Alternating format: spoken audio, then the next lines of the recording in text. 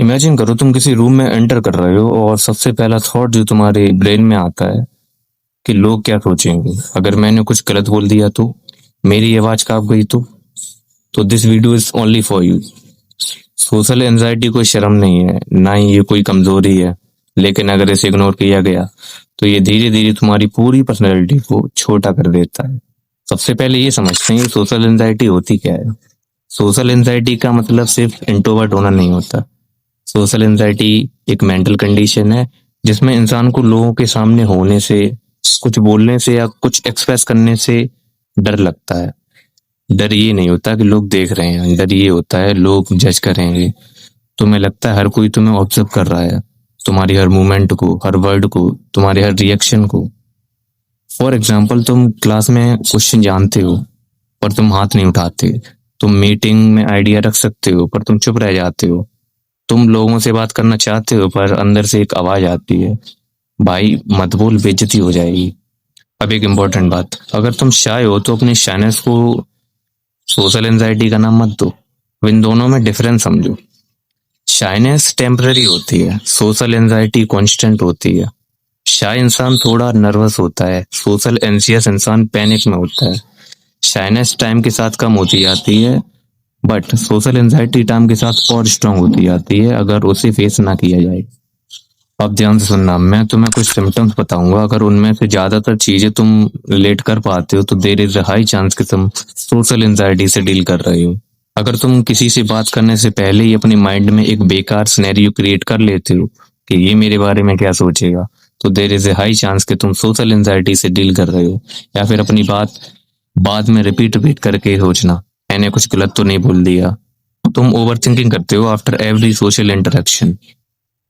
तुम्हें पसीना आता है, तुम्हारी हार्ट बीट तेज हो जाती है, तुम्हारे हाथ कांपते हैं, तुम्हारा गला सूखता है, तुम्हारी आवाज कांपती है, तुम्हारा फेस रेड हो जाता है।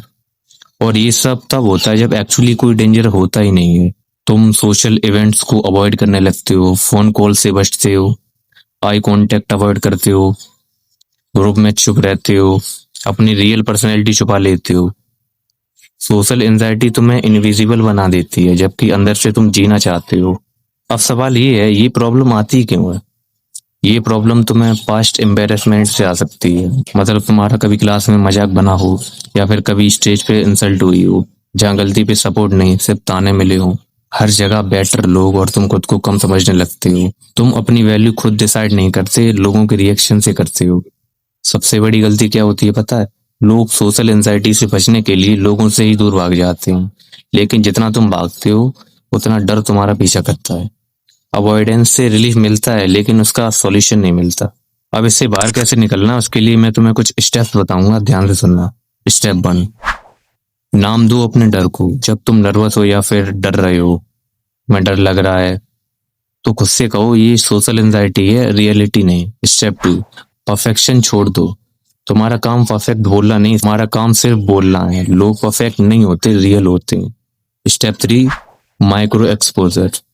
छोटी छोटी चीजें करो। शॉपकीपर से आई कांटेक्ट करो, एक सेंटेंस बोलो, अपना ओपिनियन रखना सीखो। हीरो बनने की जरूरत नहीं, बस अपने आप को प्रेजेंट रखना सीखो। स्टेप 4, लोग तुम्हारे बारे में इतना नहीं सोचते जितना तुम सोचते हो। सच ये है, लोग अपनी प्रॉब्लम्स में बिजी हैं, तुम्हारी ऑकवर्डनेस याद रखने के लिए नहीं। स्टेप 5, अपनी वैल्यू बाहर से मत मापो। तुम्हारी वैल्यू तुम्हारी आवाज कांपने से कम नहीं होती। कॉन्फिडेंस पहले फील नहीं होता, एक्शन के बाद आता है।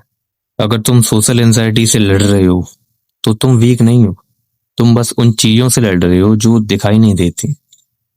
और याद रखना, दुनिया उन लोगों को याद नहीं रखती जो चुप रहे, दुनिया उन लोगों को याद रखती है जो डर के बावजूद भी बोले। अगर ये वीडियो तुम्हें थोड़ा सा भी हिट हुआ हो तो कमेंट में लिखो, I am working on my self.